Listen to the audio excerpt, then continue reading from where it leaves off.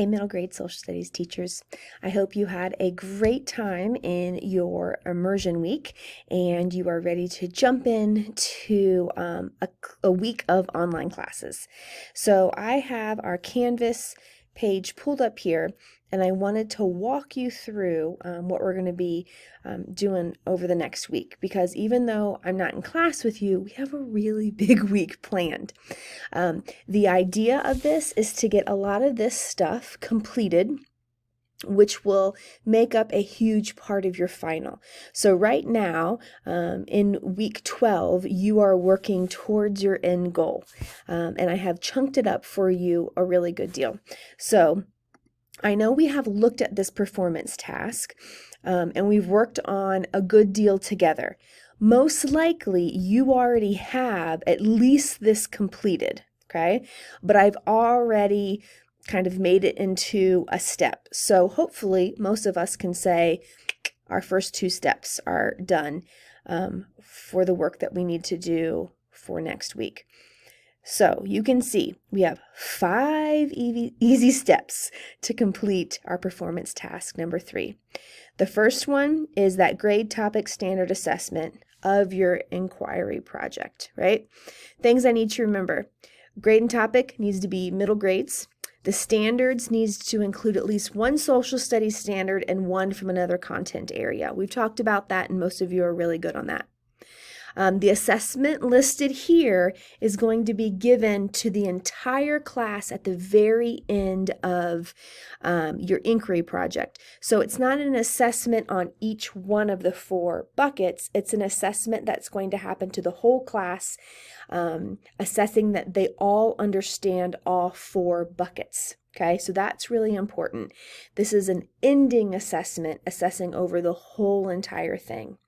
You will most likely want them to create a little, some form of assessment halfway through, but that's totally up to you. But this assessment that you're listing is for the very end assessment, okay? That's step number 1. Step number 2, you are going to create your 4 questions to organize inquiry, and then the media to ignite the students' passion and questions, okay? So those 4 questions that you write, you need to make sure that they're really strong questions. Remember that lesson that we had. They need to contribute to the greater question, the greater standard, the greater goal of the entire lesson, okay? So they can't be too similar to each other. They need to be able to stand on their own, using their own resources and bringing in their own pillar of information, but all kind of underneath the same house of that standard and that topic, okay? Your media, it can be anything, video, art, music, whatever that you think that would be able to get them questioning and get them excited about what is to come. Okay, that's step number 2. Step number 3, you're going to list all your resources in each 4 buckets. Remember, you're going to kind of use that chart, and it tells you what you need here, books, online resources, media, sample artwork. You need one of those for each one of the buckets, because each bucket is focusing on one of the 4 inquiry. So here's a question that you would do, write question number 1, and this information would answer question number 1. Question number 2, this information would answer question number 2, and so on. Okay, so you are including all of those resources. When you do include those resources, only include stuff that you can get links for, because we want this to be able to be used in a classroom if you do have an opportunity. And if it's just something that says they're going to use this book, but you don't actually have the book in hand, don't put that in there. So only really use stuff that you have links to that they can access online. That's step number 3. Step number 4, we're almost there. You're going to create a graphic organizer that students will use to organize their knowledge. I would create the graphic organizer so it could be used by all 4 of these buckets, that you give the same graphic organizer to all 4 groups, but it's something that they will be able to write down information, facts, things that they still wonder, things that they discovered using the resources that you have provided, just helping to scaffold them and taking in the information and figuring out that question to the answer to the question that you had presented to each group.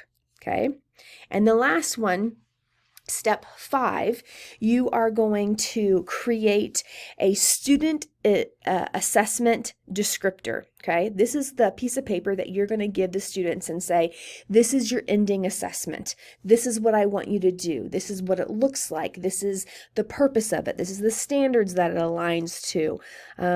This is how you're going to create this. This right here is my student assessment descriptor, right? I wrote for you everything that you need to know to be able to work through the project or the assessment. So you're going to create that for your students, and then you're also going to create a rubric on how you want their project to be assessed. You would typically give them both. So you're telling them what you expect of them and then how you're going to grade it. Okay, so those 2 things are partnered together, and that is step number 5. Okay, so let's go back in here and look to see what has been created for you. Okay, so this is part 1, 2, 3, 4, and 5. At the end of class on Monday, I need for you to have submitted your grade topic standard and assessment, which you've probably already done. When you submit it, you're just going to submit a link to the graphic organizer that you made a copy of, so I can go in and look at it. You're not going to submit a document. You're going to submit a link to that Google Doc. Make sure that it's shareable so anyone on the web can see it that has the link. You're also going to submit those 4 questions to organize inquiry and what media you're going to use. Again, most of us already have this completed, and then you are going to submit the resources for each 4 of those buckets. That's due by the end of the day on Monday. Okay, so you can do it any way you want to, but end of the day on Monday. End of the day on Wednesday, you are going to submit that graphic organizer and the student assessment descriptor handout rubric. Okay, so this chunk is on Monday, this chunk is on Wednesday. You can do it all over the weekend if you want to. You could do it all on Monday. I don't care either way. Most likely you already have a couple of these steps already done, but that will get us really prepared for our final project.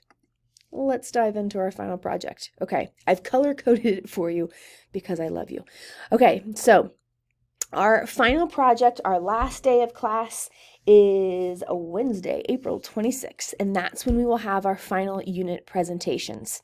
Your final unit is a 2-week lesson plan. Okay, it's going to be a unit, but the majority of the heavy lifting you've already done, because this really leans heavily on your inquiry project. So you can see here that I have listed out all 10 days exactly what will happen for that 2-week unit lesson plan. Okay, so the first day you are going to introduce the topic. Again, this is using your inquiry brief, your inquiry, your performance task number 3. You're going to introduce the topic of that task performance number 3, including the media to ignite their inquiry. You're going to lead them through a discussion, much like we did in class, and then form those 4 question groups. Okay. And then at the end of that day 1, you're going to explain the inquiry groups that you're going to put them in their ending assessment. Okay. Day 2 through 6, that's 5 days. Over those 5 days, you are going to open class with some form of mini lecture. Okay. And this Day 2 through 6 is explained in text right here. But those mini lectures are things that would help give them more information about the topic that they are working on. Maybe you're going to give them specific information about the geography or politics or economics or the culture or anything that would be good for them to know about the topic that you're teaching that's not already being covered in those inquiry groups. You don't want to steal some of the information that they're going to learn in those 4 pillars of those inquiry groups, but you just want to add to. So look at your standards. Look at what they're learning and how you can add really valuable information. For day 2 through 6, half of the lesson will be your mini lecture. Half of it will be them working in their small groups for their in their little buckets. Okay. By the end of all 5 days, you will have had time to meet with those students individually in their You will have time to meet with those 5 groups individually to make sure that they're on topic, to kind of assess them, make sure that they are heading the right way. And then by the end of those 5 days, they'll be ready to present to their peers. That happens in day 7 and 8. They are going to kind of jigsaw out, but you need to make sure that they know how they are jigsawing out, and that's discussed more here. Okay. On day 9, you're going to end with a Socratic seminar. That Socratic seminar is going to pull together your mini lectures. It's going to pull together what they've learned in their deep dive in their inquiry bucket, and then along with everything that they've learned from everybody else's. And then they are going to be able to start their ending assessment. Day 10, they just work on their ending assessment. And you, of course, can kind of guide them through that, give students some differentiated learning, make sure that everyone's on task. But that right there is your 10-day unit, leaning heavily on that performance task, number 3, with really only 5 little lectures that you have to create to fill out this entire unit. So that is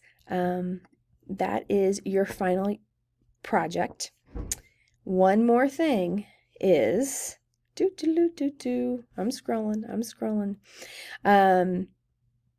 This happens by April 3rd. This happens by April 5th. I just want you to kind of have an idea and start thinking about your final project.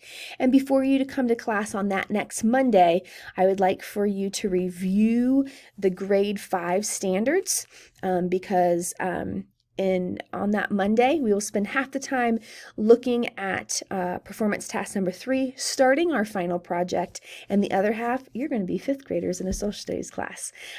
So get ready to come and have fun.